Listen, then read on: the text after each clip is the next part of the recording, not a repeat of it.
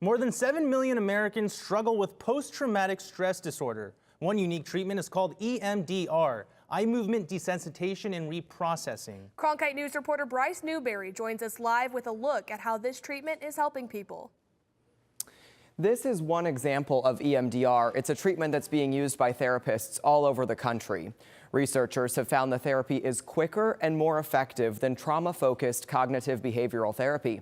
And it all comes down to the human eye. We do have major breaking news.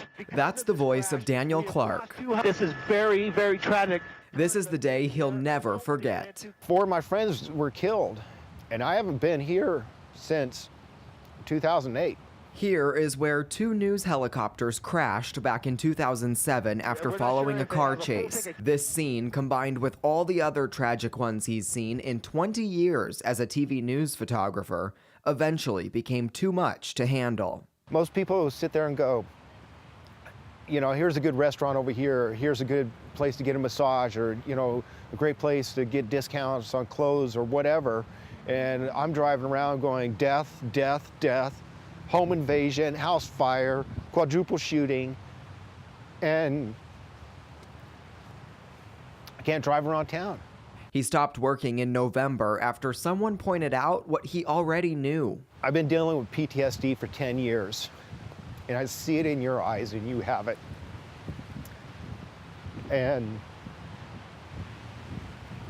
I was done. Clark decided to pursue EMDR therapy, a type of treatment for PTSD that stands for eye movement desensitization and reprocessing. It helps people process traumatic events in their brains to neutralize the feelings that come with past struggles. Laura Fontaine practices EMDR at her Mesa office. Sometimes we have symptoms or behaviors that crop up in the present that are related to triggers, and the triggers come from things that happened to us in our past. The therapy starts with grounding techniques to help prepare a patient for the processing phase. I have people run it through their brain like a movie and pause it at that moment that feels the worst. And what's that freeze frame image?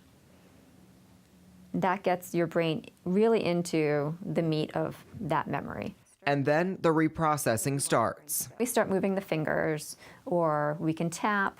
Some people will have light bars. There are, some people call them tappers or buzzies that you can hold, and it all provides dual attention stimulus. The EMDR International Association says the therapy is similar to what occurs naturally during dreaming or REM sleep, and can be thought of as a physiologically based therapy that helps a person see disturbing material in a new and less distressing way. For Clark, finding a therapist who actually believed he had PTSD was the first hurdle to getting started. As soon as I said I'm not in the service or anything like that, it was instant disconnect. Like they shut down, they're like, and they had that look like, what do you know about PTSD? It was the first step to saving himself and his marriage. She told me, she goes, I'm glad I don't have to ask you how your day was. And the reason why was because everything was death and destruction.